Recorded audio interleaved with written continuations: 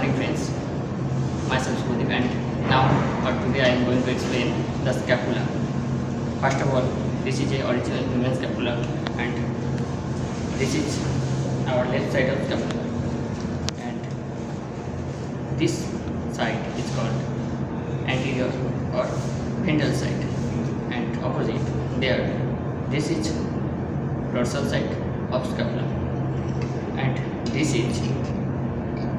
inferior angle and this is superior angle.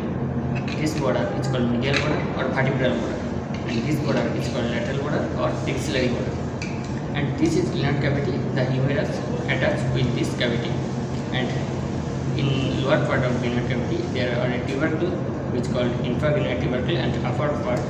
there are a tubercle which is called supraglandular tubercle. This is coracoid process. In posterior side there is spine, and in below the spine there are a fossa which is called infraspinous fossa, and upper which is called supraspinous fossa, and there are a nodes which is called supracapsular nodes. So at the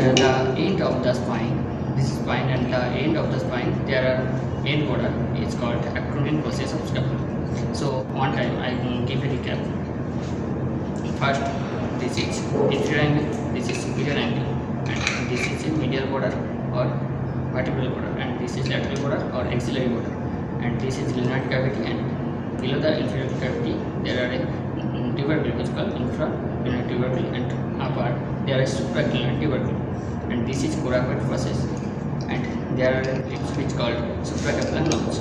and in posterior side there is spine, and below the spine there is fossa which is called infraspinous fossa, and upper there is fossa which is called supraspinous fossa, and the end border of spine that is acromion process. So today that's all, and in next video I describe some another bone